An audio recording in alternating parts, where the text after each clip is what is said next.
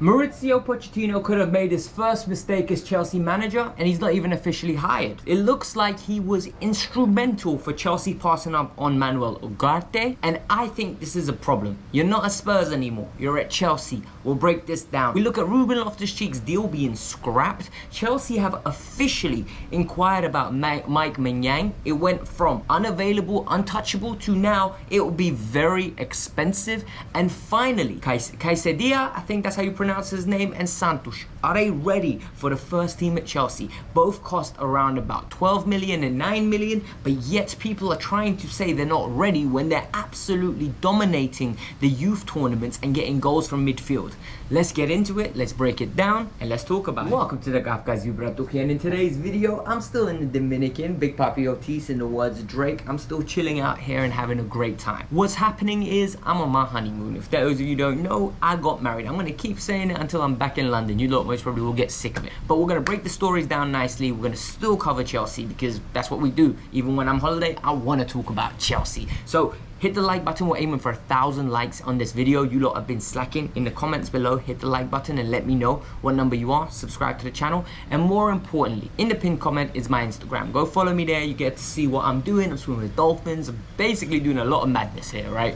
It's new to me. I enjoy it. You guys most probably want to see it. And send me your football related questions and any stories that drop so that I know what to cover. It'll really helpful and I love it. But now let's get on with the stories because you guys came here for Chelsea. Alright, so we're going to start with the first deal. And I think Mauricio Pochettino has made his first mistake as Chelsea manager. I think the reality is, right, Mauricio Pochettino has worked at a club like Chelsea before, and that being PSG. And what I think happened is he got burnt. Like when I go onto the sun, if I don't have protection, my skin gets burnt and destroyed, and then guess what? I start being hesitant when I go to the sun again. I start hiding under the shade. I start not trying to get my tan on. Even though I can, I'm shook. Alright? And I think this is what happened to Pochettino.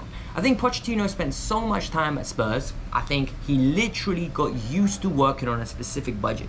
Went to PSG, went to PSG, and all of a sudden he's surrounded by stars on millions of bucks. He's surrounded by individuals getting all the type of money that they want. He's surrounded by everybody getting exactly what they want, to the point where he found it difficult to control them. So now with the Ugarte deal, where Chelsea were offering 3.5 million a year, PSG offered 5, and then they boosted it up to 10 million a year, Chelsea didn't even counteract that. And I found that very odd, because when you agree a deal, when you negotiate and you have everything ready to go, you've got the medical booked, to pull out in that fashion with so much vim, according to Fabrizio Romano, for me was surprised. So what do I space that on? Fabrizio says Poch didn't want to overpay. And he didn't want to overpay in fee. He didn't want to overpay in wages. He believes that it could ruin the harmony in the squad. He believes it can cause issues, and I think this is a problem. Poch needs to understand he's no longer at Spurs. He's at a club of a level of PSG. He's at the big boys, and the big boys, there are players that get paid more and there are players that get paid less. Let's talk about it in reality, all right? Enzo Fernandez will get paid more than Conor Gallagher, and it's as simple as that. It sounds harsh, it sounds out of order, but it's the truth. It's the reality, right? Enzo Fernandez is worth more than him. He's a better player, so he will deserve to get paid a certain amount, and there will naturally be a gap between them. So when Ugarte comes in, if you're spending 55 million on Ugarte, the expectation is that the boy's gonna get paid a lot of money. So I don't see the issue here, but it tells me two things. It tells me either Poch is very shook and needs to grow out of it and learn to control high paying players, or more importantly, Ugarte was never that important to Poch. Because when something is that important to you and you believe this is a sample for how you're going to build your squad in the future, you do whatever it takes to acquire that talent. PSG have got themselves a very nice defensive midfielder, and with them potentially moving Messi on, they're going to regain a bit more of a pressing attacker in the forward line, which will really make the team nicely balanced. So I think PSG won in this situation overall, personally. Story number 2 is a big one, alright? The story number 2 is about Maignan and Ruben Loftus-Cheek. Let me give you some background insight of what's been going on. Ruben Loftus-Cheek finally accepted that it was time for him to move on from Chelsea. Ruben Loftus-Cheek decided it was the right moment for him to move on and realize that maybe his time at Chelsea was up. So Chelsea decided to give him the respect and the benefit of doubt of finding a club for himself, and as long as the fee is right, you can go, brother. And what worked out here perfectly was that Ruben wanted to join the project in Milan, most probably picked up the phone and decided, listen, let me talk to Fick, Tomori will sell me on the club, and Tomori most probably did a fantastic job in it. Maldini being the sporting director, everything was organized. Ruben was willing to take a wage cut, to go out to Milan, live start a new life in Milan for 15 million pounds in transfer value for Chelsea. That's around about 20 million euros. What happened? Maldini lost his job. They decided that they were going to flip the script, they were going to restart, and the project had to refresh. Reason being is they believe they have ridiculously underperformed this year, yet whilst they're still in the Champions League, they believe that they should have been there more comfortably, and the only reason they made it was due to the fluke of what happened to Juventus. Whilst all of that is true, I think that is very harsh, considering what Maldini has done in the last 24 months with Milan. He turned them into champions, he turned them into semi-finals of the Champions League. I genuinely believe that second was harsh. But now, the new executives that have come in, they basically think Ruben Loftus-Cheek at age 27 is an outlay that's not worth it. There's no resale value, and they don't see the positives of doing this. So it looks like Ruben's stuck at Chelsea unless we can find him an alternative club. But what came away from these talks is Maignan's fury. Maignan, apparently the goalkeeper, in my opinion, the top 5 goalkeeper in the world at this moment in time, is pissed. He's not happy with the way that things have ended with Maldini. He's not happy with the way that things have ended with everyone else. He believes that maybe his time at AC Milan is up. Considering the fact he's got 2 years left on his deal, he's refusing to negotiate a new deal. Fabrizio Romano said it wouldn't take 45 million, it wouldn't take 55 or 60, it'll take north of that. So the reality is, AC Milan know what they have. AC Milan aren't going to sell it easily.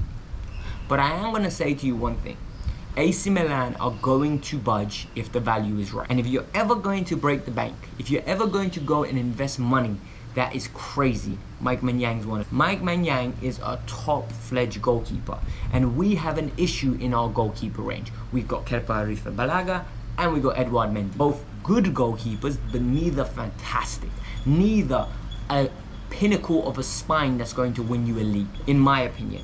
I think both are at best, Europa League goalkeepers. I don't think either one of them are consistent enough to win you a Premier League. I don't think either one of them is consistent enough not to be a problem for you to get top 4. I think they have so many mistakes in them that they're worrying. That's just my personal opinion. A lot of you are going to disagree. A cup competition, you could be fine with them because they both can have worldies on any day.